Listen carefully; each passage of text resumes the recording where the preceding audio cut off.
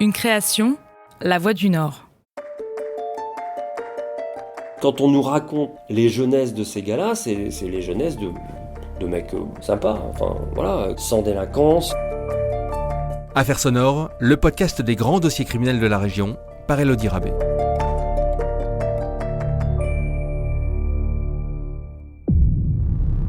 Dans le précédent épisode, vous avez entendu les tirs, les explosions, l'assaut rue Carrette.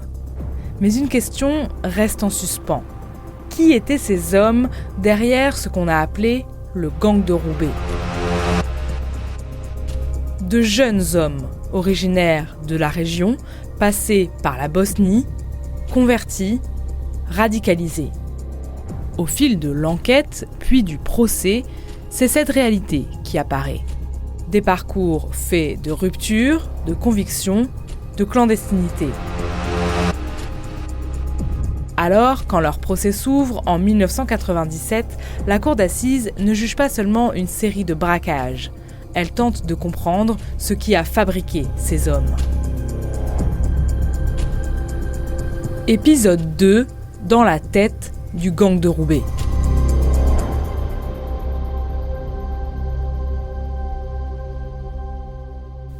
Ils étaient 10 jeunes hommes d'une vingtaine d'années, inconnus des services de police. Quand on nous raconte les jeunesses de ces gars-là, c'est les jeunesses de mecs sympas, enfin voilà, sans délinquance. Éric Dussart, ancien grand reporter à La Voix du Nord, a couvert l'affaire du gang de Roubaix.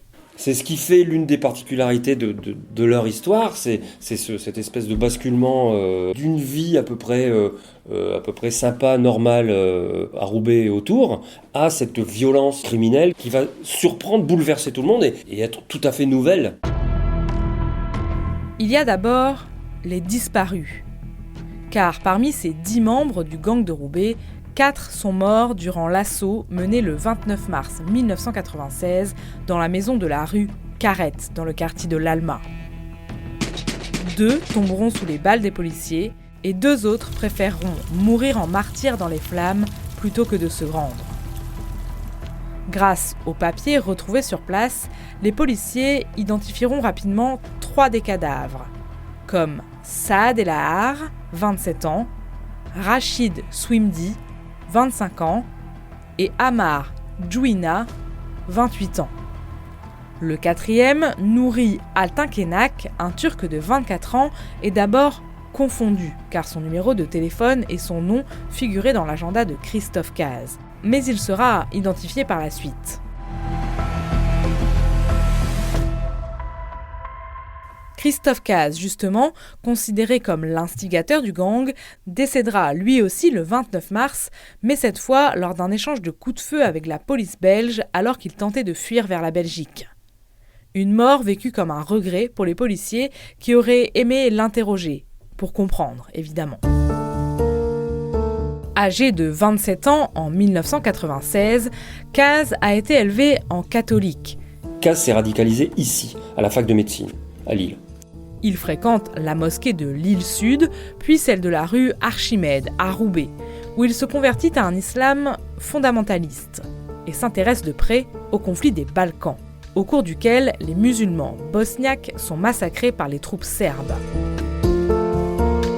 Alors, en 1992, il décide de partir là-bas, pour pratiquer la médecine à l'hôpital de Zenica. Mais il se radicalise davantage. En 1994, il intègre la 7e brigade des Moudjahidines et devient même un des hommes de confiance de Khaled Sheikh Mohammed, qui participera plus tard à la préparation des attentats du 11 septembre 2001. Et quand les accords de cessez-le-feu sont signés, à la fin 1995, le jeune homme de l'époque rentre en France, démuni. Quand ont été signés les accords de cessez-le-feu et que cette guerre s'est arrêtée, ils se sont trouvés un peu paumés. C'est-à-dire qu'ils n'avaient plus de cause, leur cause avait basculé dans autre chose. Et quand ils sont revenus ici, ils étaient perdus et ils avaient perdu aussi le sens de leurs limites civiques. Alors, avec son acolyte, Lionel Dumont, ils s'inventeront une mission, aider les musulmans restés là-bas en leur envoyant l'argent des braquages.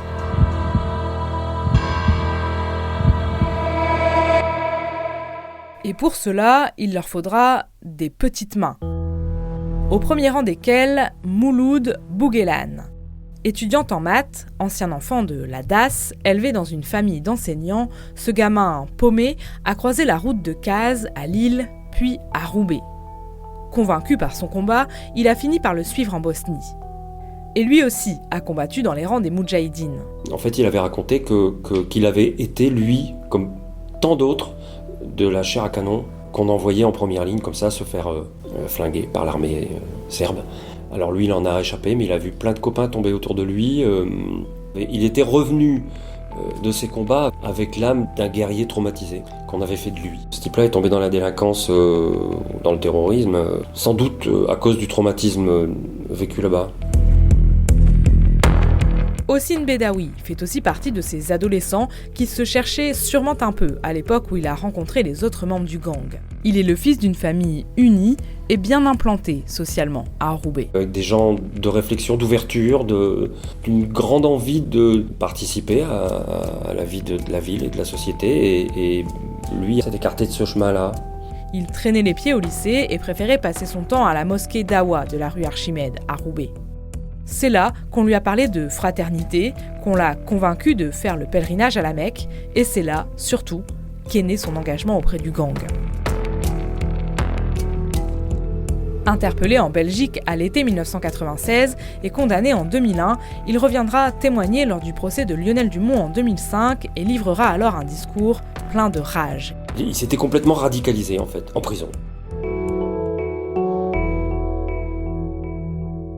Et puis, il y a Omar Zemiri, 30 ans à l'époque des faits, le doyen de la bande, marié et père de 3 enfants. On n'a jamais très bien compris pourquoi il s'est laissé embarquer là-dedans, parce qu'on n'a jamais senti une conviction pour la cause des musulmans de Bosnie chez Omar Zemiri. Néanmoins, le Roubaisien a mis sa maison à disposition du gang. La rue Carrette, c'est chez lui. Et l'homme, très taiseux, semblait exercer une certaine emprise sur ses co-accusés lors de son procès en octobre 2001. On n'en saura pas beaucoup plus sur ce dernier, sorti de prison en janvier 2013. Ensuite, il y a Sedik Benbalouli.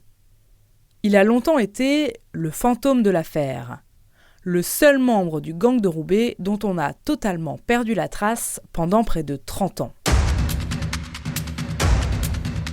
Celui qui aurait tiré sur les policiers sur le parking des Cascades à Croix en janvier 1996, c'est lui. Et pour ça, il a été condamné à 20 ans de prison par contumace en 2001. Pendant près de 3 décennies, son nom reste associé à une cavale mystérieuse entretenue par les rumeurs et les hypothèses. Après les faits, les enquêteurs pensent qu'il a quitté la France et qu'il a vécu pendant des années sous différentes identités, empêchant toute arrestation. Jusqu'à l'été 2023. Le 10 août, il est finalement interpellé aux États-Unis lors d'un banal contrôle administratif, presque par hasard. Après 27 ans de cavale, le dernier fugitif du gang de Roubaix vient donc d'être arrêté. Extradé vers la France, il a été rejugé devant la cour d'assises du Nord à l'automne 2025. Mais apparu à peine plus de 2 minutes face à ses juges, Sedik Benbalouli a toujours assuré qu'il était innocent et qu'il ne faisait pas partie du gang. Et ce, malgré les traces ADN retrouvées près du lieu de la fusillade de Croix. Ces arguments n'ont pas suffi à convaincre la cour. L'homme, aujourd'hui âgé de 55 ans, a de nouveau été condamné à 20 ans de réclusion criminelle, notamment pour tentative de meurtre sur les 2 policiers. Il a fait appel et un nouveau procès pourrait donc avoir lieu, de quoi espérer encore que les zones d'ombre qui entourent le gang de Roubaix soient levées. Mais parmi les hommes qui composaient cette bande, il y en a un autre, un dernier, dont le parcours fascine encore aujourd'hui. C'est Lionel Dumont, le bras droit de Christophe Cazes, et sans doute la figure la plus énigmatique de toute l'affaire. Les policiers l'ont d'abord cru mort, parce qu'ils ne réussissent pas à identifier le 4e corps retrouvé dans la maison de la rue Carrette après l'assaut. Et Lionel Dumont fait forcément partie de la bande. Une radiographie de sa main a été retrouvée dans la voiture du leader Christophe Cazes en Belgique. On va aussi effectuer une perquisition chez Dumont, chez ses parents, quoi. Gérard Ostekind était chef de groupe à la police judiciaire de Lille à l'époque des faits. Et retrouver d'autres documents, quoi. Puis on le retrouve pas. Donc, l'hypothèse du décès est plausible. Et le seul interpellé du moment, Omar Zemiri, guide lui aussi les enquêteurs sur cette fausse piste. Mais les analyses ADN réalisées sur les cadavres découverts dans la maison de la rue Carrette démentent cette hypothèse. Lionel Dumont ne se trouvait pas là-bas au moment de l'assaut. Différentes investigations permettront alors de comprendre avec un temps de retard que Dumont et Bouguelane se trouvaient dans une autre maison, toute proche du quartier général du gang au moment de l'intervention du raid le 29 mars 1996. En entendant le déluge de balles, le duo a pris la fuite, accompagné par Hossein Bendaoui. Ce dernier les lâchera à Paris avant d'être interpellé à l'été, mais les autres rejoindront Nice, puis l'Italie et enfin la Bosnie.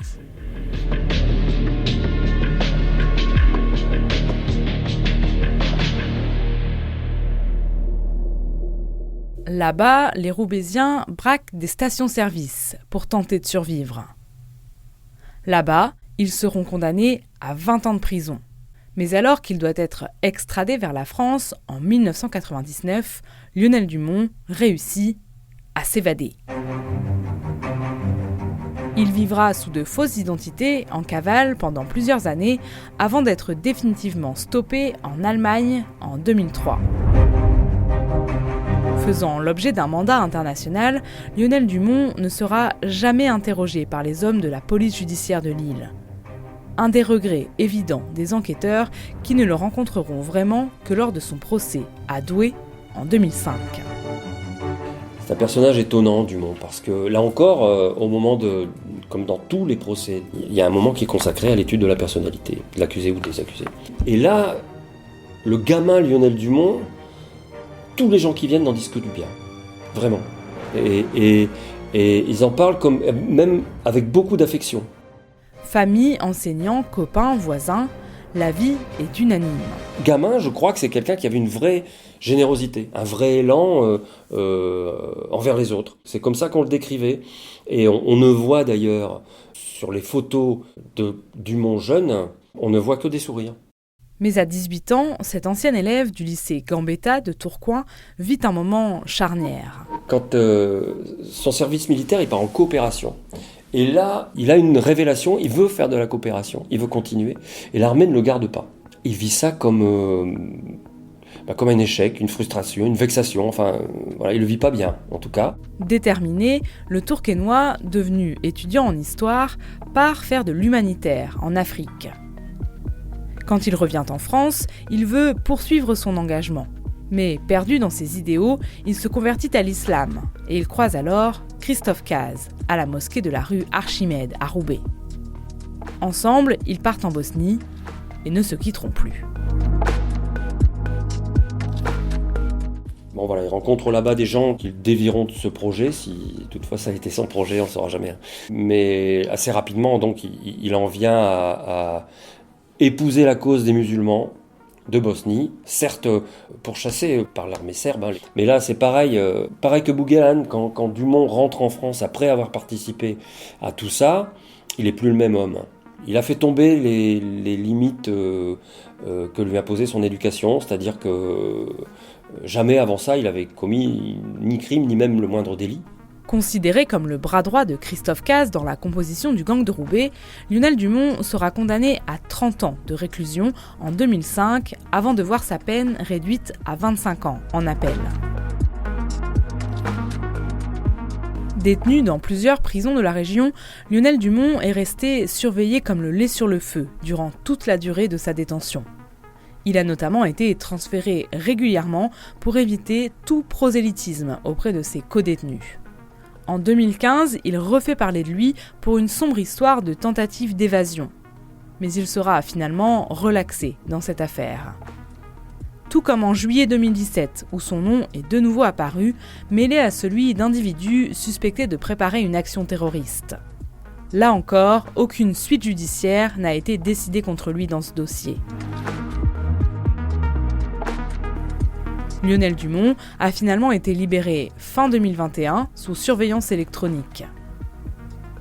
Aujourd'hui âgé de 55 ans, père de famille, il rêverait de se faire oublier.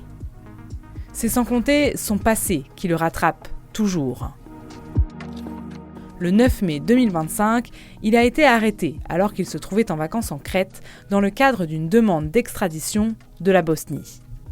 La prescription de la peine bosniaque a finalement été acceptée par le parquet grec et Lionel Dumont a pu quitter la prison en novembre 2025, avant de rejoindre la France.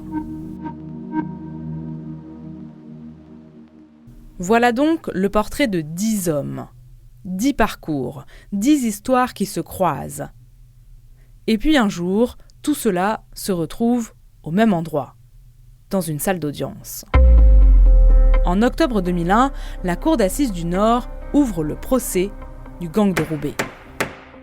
Nous sommes 5 ans après les faits, car l'enquête autour du gang de Roubaix aura duré des années. On a travaillé à temps plein dessus jusqu'en fin d'année, je pense, 96. Romuald Muller, patron de la brigade criminelle de la police judiciaire en 1996. J'avais voulu que cette équipe ne garde que ce dossier-là, parce que c'est la seule façon dont vous avancez sur un dossier comme ça, de cette taille-là. Et le fait, c'est quand même qu'on a... Je veux dire, il y a une mission à Nice, il y a des missions à Paris sur le point de chute qu'ils ont eu. Voilà. Il y a des missions en Belgique, il y a une mission en Grande-Bretagne à partir de ce qu'on sort dans l'agenda électronique. Il y a une mission en Italie, parce qu'après Nice, ils sont passés en Italie, on est allé à Bologne. C'est complètement hors norme. Enfin, quand vous avez un dossier comme ça dans votre carrière. Les pistes exploitées sont nombreuses et c'est peu de chose de dire que les dossiers sont impressionnants à l'ouverture du premier procès devant la Cour d'assises du Nord à Douai en 2001. Une audience qui s'ouvre dans des conditions vraiment particulières. Parce que on est en décembre 2001 et ça arrive encore donc très très près des événements du 11 septembre 2001. Et il y a une connotation terroriste qui est effectivement très très marquée. Je me souviens d'être arrivé à Douai, il fallait passer un premier barrage de policiers, on entrait dans un périmètre qui était large, il y avait un deuxième barrage à l'entrée du palais de justice, et si on levait la tête, d'abord il y avait un hélicoptère au-dessus de Douai, au-dessus du palais de justice, et sur les toits il y avait des tireurs d'élite.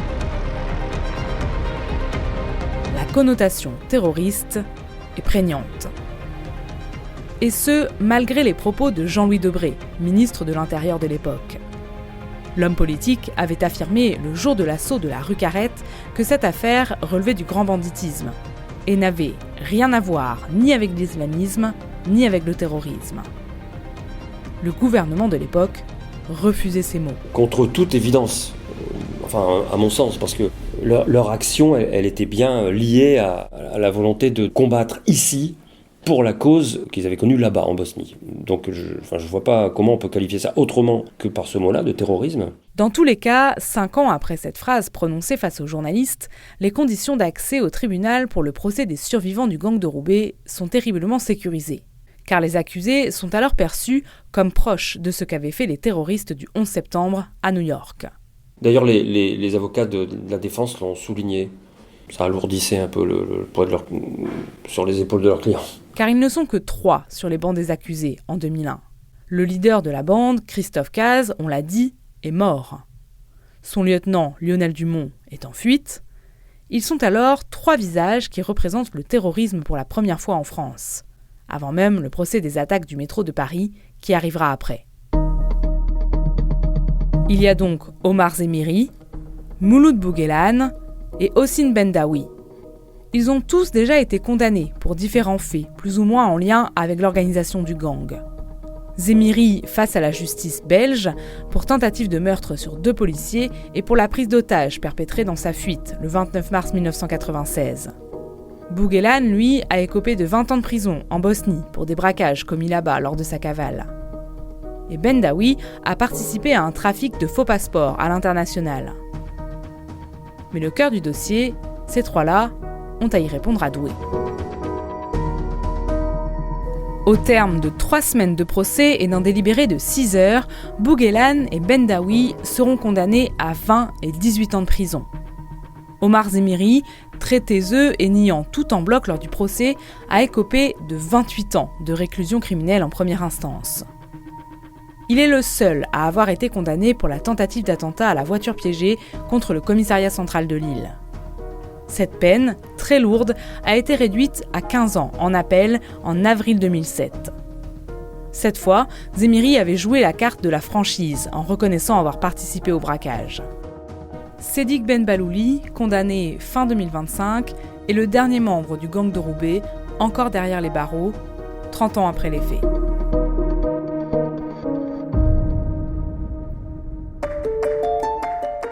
Dans le prochain épisode de notre série consacrée au gang de Roubaix, nous reviendrons sur les raisons qui poussent à dire que ces hommes étaient les précurseurs du terrorisme moderne. Éric Dussart, ancien grand reporter à La Voix du Nord, qui a également couvert les attentats de 2001 à New York, puis le procès du gang de Roubaix, mais aussi l'ensemble de la vague terroriste qui a touché le monde occidental ces dernières années, sera notre invité, ainsi qu'Antoine Mas, journaliste à La Voix du Nord, qui a couvert le procès de Sédic Ben Balouli, dernier membre du gang de Roubaix, jugé en 2025 après 30 ans de cavale. Affaires sonores, le podcast qui raconte les grands dossiers criminels de la région, est à retrouver sur le site internet de La Voix du Nord et sur toutes les plateformes d'écoute.